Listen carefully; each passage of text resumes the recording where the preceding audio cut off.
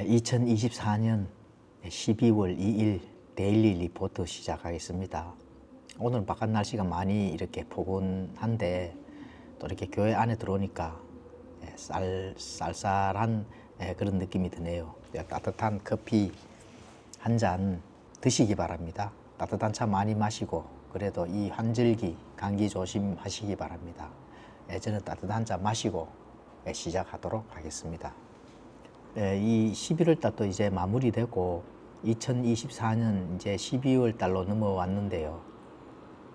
2024년도 이제 한 달밖에 남지 않았습니다.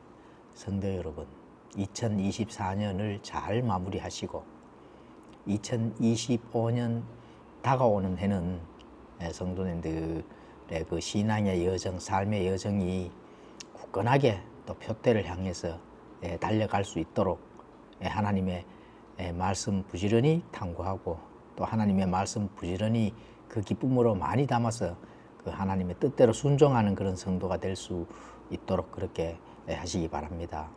또 2024년이 저물고 2025년이 다가오면은 예수님의 재림의 때가 조금 더 가까워졌네요. 예수님의 재림을 소망하면서 하나님의 뜻을 채워 넣고 기쁨의 소망으로 힘차게 달려 마무리할 수 있도록 그렇게 하시기 바랍니다. 자, 오늘 데일리 리포트의 주제는 거룩하다, 거룩의 의미를 한번 다뤄보고자 합니다. 거룩의 의미, 거룩이 무엇인지 성도님들이 아직까지 잘 모르시는 분들이 많아서 간략하게만 오늘은 하도록 그렇게 하겠습니다. 데살로니가전서 4장 3절에는 하나님의 뜻은 이것이니 너희가 거룩히 구별되는 것이라. 뭐 구약이든 신약이든 거룩한 용어가 많이 나옵니다. 거룩의 용어, 과연 거룩한 것이 어떤 상태가 거룩한 건지, 그리고 성경에서는 거룩한 것이 어떻게 가르치는지 이런 부분들을 성경에서 찾아보고 간략하게라도 나눠보고자 합니다. 자, 분명한 것은 성경에서는 하나님께서 말씀하시잖아요. 내가 거룩하니 너희도 거룩하라. 그렇죠. 하나님이 거룩하니까 하나님의 백성들도 함께 거룩해야 된다는 거거든요. 자, 거룩한 것의 반대는 뭘까요? 거룩의 반대. 거룩의 반대는 안 거룩이죠. 안 거룩. 거룩하지 않다. 뭐 이렇게 보는 건 되는 거죠. 재미없나요? 자, 거룩히 구별되는 것을 성경에서 찾아보면은 이렇게 본질적인 거, 그게 내적인 거, 그 다음에 외적인 거. 외적은 나타나는 현상, 드러나는 거를 가지고 외적이라 하잖아, 그죠?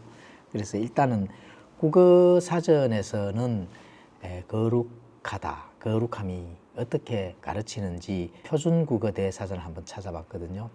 표준 국어 대사전에는 거룩하다가 매우 성스럽고 우러러 받들 만큼 깨끗하고 위대하다, 이렇게 기록을 해가 있네요. 그래서 이 위의 사전의 정의의 만큼 매우 성스럽고 우러러 받들 만큼 깨끗하고 위대하다, 이렇게 되는 것은 사실은 창조주 하나님밖에 없는 거죠. 사람이 성스럽고 우러러 받들 만큼 깨끗하고 위대할 수 있나요? 아닙니다. 사람들은 죄인이기 때문에 우러러 받들 만큼 깨끗하고 위대한 사람은 이 땅에 한 사람도 없습니다. 왜 한 사람도 없을까요? 하나님께서 직접 말씀하셨잖아요. 하나님은 참되시되 사람은 모두 다 거짓말쟁이라 할지어다, 이렇게 말씀하시잖아요. 그러니까 아무리 이 세상에 잘 나가는 사람이라 할지라도 모두 다 성스럽고 우러러 받들 만큼 깨끗하고 위대할 수는 없는 거죠. 그렇죠. 사전에서 표기되는 것처럼 하나님에게 붙일 그런 내용이 되겠습니다. 근데 창조물에는 해당 사항이 되지 않겠죠. 자, 거룩함은 거룩하다, 성경에 많이 가르치고 있잖아요. 거룩에 대해서. 그 거룩하다는 것은 어디에서 나오느냐? 하나님에게서만 나옵니다. 땅에서 창조물 세상, 창조물이나 창조물 세상에서는 거룩한 것이 나올 수가 없습니다. 하나님에게서만 나오며 하나님만 실행할 수 있는 그런 용어라고 볼 수가 있습니다. 왜냐하면 사람은 누구나 죄인이기 때문에 스스로 거룩해질 수가 없기 때문에 그렇습니다. 사람은 죄인이잖아요. 죄인은 본질적으로 죄인은 거룩해질 수가 없습니다. 내가 외적으로 아무리 거룩해야지 어떤 종교적 행위를 해서 거룩해질 수 있는가? 절대로 거룩해질 수가 없다 하는 거 꼭 아셔야 되고, 또 성경이 그렇게 가르치고 있습니다. 그래서 많은 종교인들이 스스로 노력을 하면은 거룩해질 수 있다, 이렇게 이제 믿는 거지요. 그게 이제 왜 그래요? 거룩의 주체를 하나님에게 두지 않기 때문에 그렇습니다. 거룩의 주체를 그럼 누구에게 둬요? 그 사람에게 두는 거거든요. 뭔가 행위를 통해서 나의 외적에 나타나는 상태가 거룩해지기 위해서 이렇게 외적으로 뭔가를 부지런히 이제 행위를 하는 거죠. 그래서 그런 노력으로는 거룩해질 수가 없다는 거. 삶의 현상인, 살아가는데 현상인 껍데기에 불과한 거죠. 뭔가 이 거룩하게 되는 것처럼 보여지는 행위를 통해서 그렇게 보여질 뿐입니다. 그런데 그 속 중심이 본질적인 상태를 봐야 되는 거죠. 본질적인 상태. 그래서 속 사람인 본질을 보지 않기 때문에 많은 사람들이 겉만 자꾸 이렇게 육신의 그 어떤 행위, 행동, 모습, 또 상태, 이런 것들이 이제 거룩해지기 위해서 노력을 많이 하고 있는 거거든요. 로마서 11장 6절에 가보시면은 첫 열매가 거룩하면 덩어리도 거룩하고 뿌리가 거룩하면 가지들도 그러하니라. 성경에서 가르치는 교리죠, 교리. 첫 열매가 거룩하면 덩어리도 거룩하고, 우리는 예수님의 지체요, 신부요, 형제잖아요. 그래서 예수님의 몸에 붙어 있는 이 덩어리는 예수님이 첫 열매이기 때문에 거기에 붙어 있는 덩어리도 어떻게 해요? 거룩하다는 겁니다. 그렇게 되면은 뿌리도 또 가지들도 다 거룩해지는, 그렇게 이제 가르치는 거거든요. 성경에서 가르치는 거룩을 한마디로 우리가 쉽게 정의를 내리면 뭘까요? 바로 그 분리를 뜻합니다. 분리. 속된 것에서 완전히 분리되는 것. 이게 이제 성경이 가르치는 그 거룩이거든요. 자, 그러면 분리되는 거는, 분리는 나누어지는 거거든요. 완전히 위치적으로 나누어지는 거. 이게 이제 분리인데, 분리된 것을 어디로부터 분리가 될까요? 어디로부터 분리가 되는 거거든요. 자, 어디로부터 분리되느냐?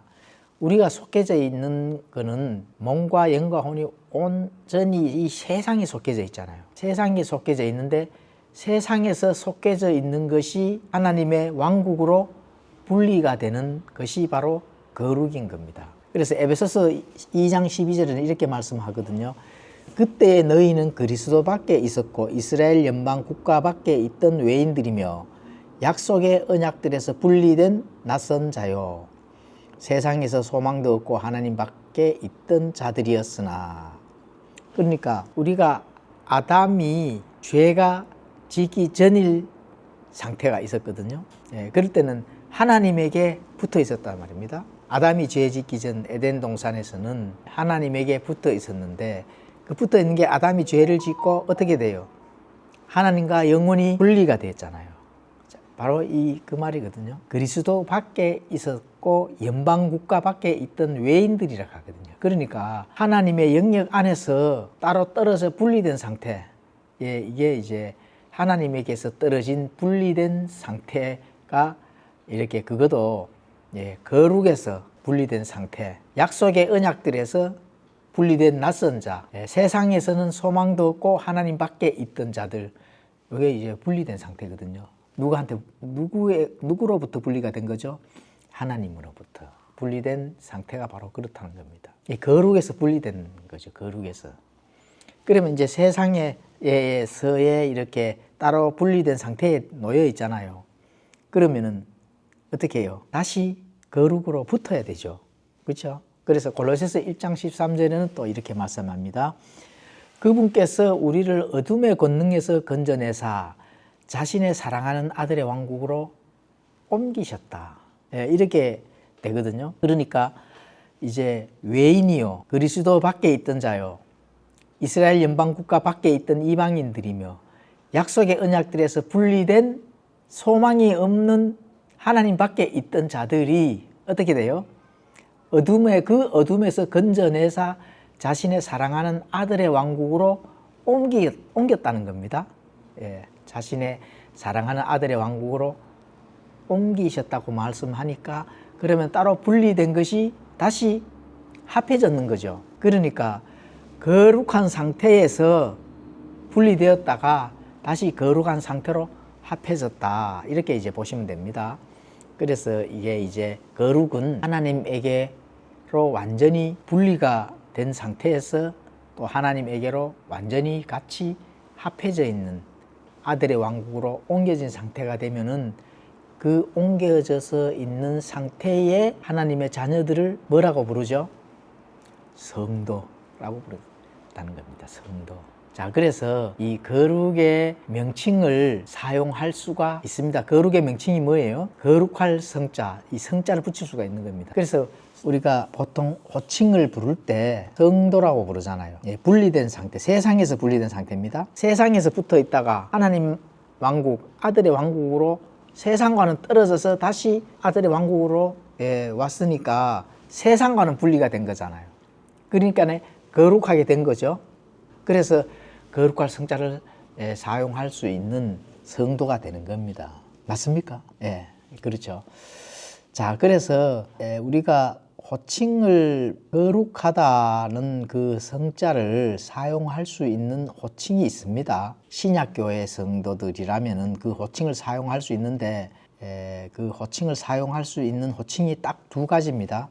성도, 그리고 또 하나 있죠. 성경. 성경은 하나님의 말씀이니까 당연히 세상에 속해진 그 책이 아니잖아요. 하나님의 말씀이니까 거룩할 성자, 거룩한 겁니다. 성도, 성경. 그런데 신약교회에서 거룩의 명칭을 붙일 수 없는 그런 호칭이 있습니다. 그게 뭘까요? 바로 성전입니다. 성전. 신약시대에 성전이 있어요? 없잖아요. 그래서 제1성전, 제2성전, 무슨 성전 이런 걸 붙이면은 신약교회가 아니라 구약교회다. 이렇게 보시면 됩니다. 그래서 구약교회를 한다면은 빨리 신약교회로 옮기셔야 됩니다. 구약교회는 안 됩니다. 우리를 어둠의 권능에서 건져내서 자신의 사랑하는 아들로 이미 옮겼는 신약교회의 시대인데 구약교회를 하면 안 되죠. 그렇죠. 그래서 빨리 구약교회를 한다면은 거기서 탈출을 해서 신약교회로 옮기시기 바랍니다. 그래야 됩니다. 거룩할 그런 성자를 붙일 수 없는 곳, 당연히 첫 번째 성전이죠. 그리고 뭐 교회 안에서 이렇게 있는 성물, 뭐 의자, 강대상 이런 것들도 성자를 붙입니다. 붙이면 돼요, 안 돼요? 바른 신약교회에서는 붙이면 안 됩니다. 하나님께서 그거를 거룩하게 구별하게 떼놓으신 게 아닙니다. 그냥 사람이 임의대로 붙이는 거죠. 그러니까 그거를 붙인다면은 거룩하다 하는 그런 부분들을 숭배하는 거랑 마찬가지입니다. 거룩할 성자를 붙여서 그 호칭을 사용한다면은 뭔가를 숭배하는 거예요. 그러면 안 됩니다. 그리고 또 붙일 수 없는 용어가 있죠. 바로 성가대. 그러면 성가대는 왜 붙일 수 없을까요? 성가대라는 어떤 그런 이 직위체제잖아요. 직위체제. 그 직위체제는 하나님께서 바른 신약교회에 직위체제를 준 거 있죠. 목사와 집사밖에 없습니다. 뭐 권사라든지 뭐 권찰이라든지 장로라든지 이런 거는 교회에서 사용할 수 있는, 신약교회에서 사용할 수 있는 호칭이 아니다. 그렇죠. 그리고 또 한 가지 또 있죠. 한 번씩 분기별로 하는 성만찬이라고 또 성자를 붙이잖아요. 성자를 붙이면 안 됩니다. 무슨 만찬이에요? 주의 만찬입니다. 주의 만찬. 주님의 만찬. 어떤 그런 행위 자체가 거룩한 것이 아닙니다. 그거는 공동체들이 하나님의 예수님이 오실 때까지 기념하는 그런 의식이지, 거기에 거룩할 성자를 붙여서 뭔가 거기에 이 거룩한 어떤 그런 따로 떼어서 분리된 것처럼 이렇게 하는 거는 신약교에서는 할 수 있는 것이 아니다. 성전이라든지 성물이라든지 성가대, 성만찬은 이런 물체에다가 거룩 거룩할 성자를 붙이는 것은 신약 교회가 아니고 구약식 교회입니다. 빨리 하나님의 왕국, 사랑하는 아들의 왕국으로 구약 교회에서 빨리 옮기셔야 됩니다. 거룩하지 않은 곳에서 거룩한 곳으로 빨리 위치적으로라도 완전하게 옮기시기를 바랍니다. 그래서 신약 교회에는 거룩할 성자를 사용할 수 있는 호칭이 뭐라고요? 두 가지, 성도, 성경. 그거밖에 없다 하는 거. 그게 바로 신약 교회에서 사용할 수 있는 호칭이라 하는 거. 꼭 아시면 좋겠습니다. 그래서 바른 신약 교회에서 이렇게 이 교회 생활을 할 때 여러 가지 그 신앙에 대한 그런 부분들, 교회에 대한 교리 부분들을 앞으로 조금씩 나누어서 다루어 볼 건데요. 깊게 생각하시고 이 호칭 하나라도 바른 신약 교회에서 사용할 수 있는 그런 호칭을 사용하면서 하나님께 영광 돌리는 그런 신앙의 여정을 가졌으면 좋겠습니다.